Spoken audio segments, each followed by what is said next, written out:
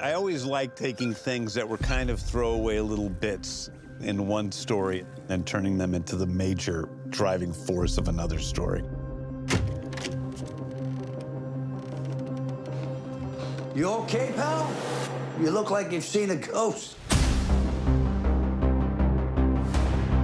Season 1, we find out that Augie Smith has this thing called the Quantum Unfolding Chamber. This one has full-body force field, and this has sonic blast capabilities. In Season 2, we learn that it is a giant shared space that has 99 doors that lead to 99 different realities.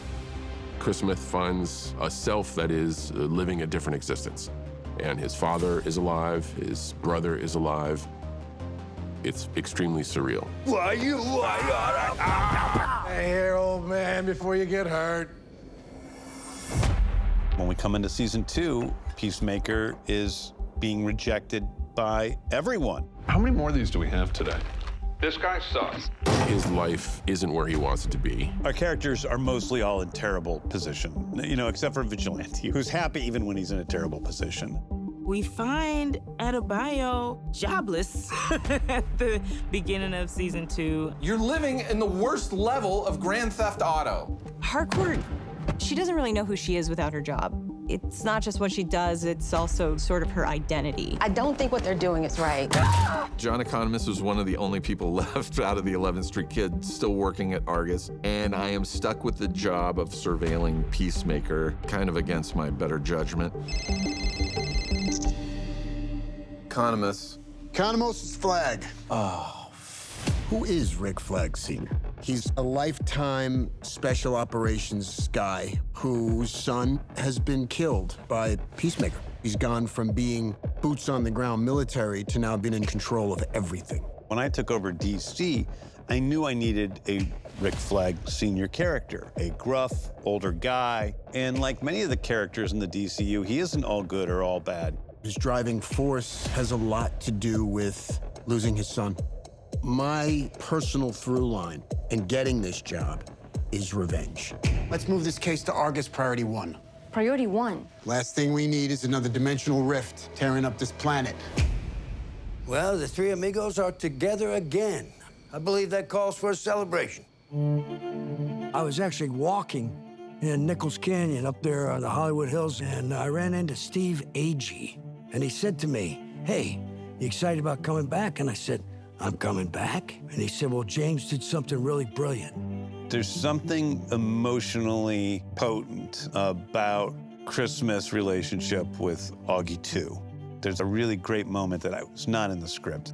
Augie passes Chris on the way to bed, and as he passes him, he grabs his earlobe and says, "Love you, buddy." And it's that tender moment that he had never known from his father in his entire life. Maybe never known from anybody. And it's such a simple little loving thing.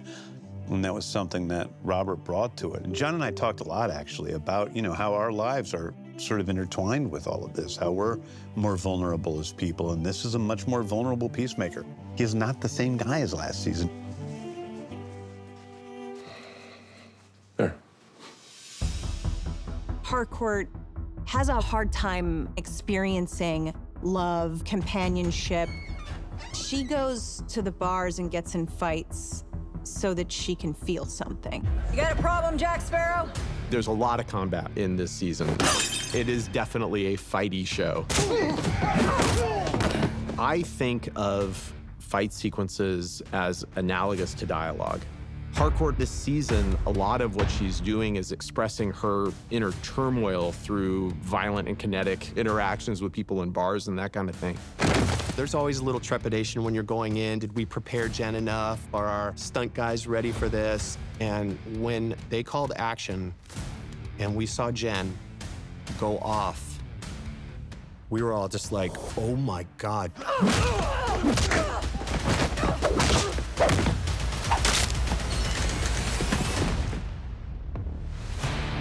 Every little piece has a meaning behind it that moves our story forward. One of our opening sequences is where Peacemaker meets his alternate universe self.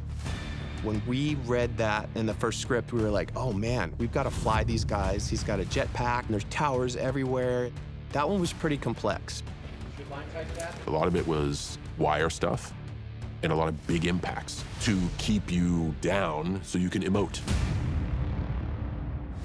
First time that he took a punch from his alternate self, I watched it on the monitor and I was like, oh my God, we just hit him. Because it looked so real. If he fooled me, I'm excited for the audience at home to be able to watch that. Now, Christopher Smith has killed his brother when he was young, his father when he was older, and now himself from another planet. Death is really following him around. It's going to be an interesting ride from here on out.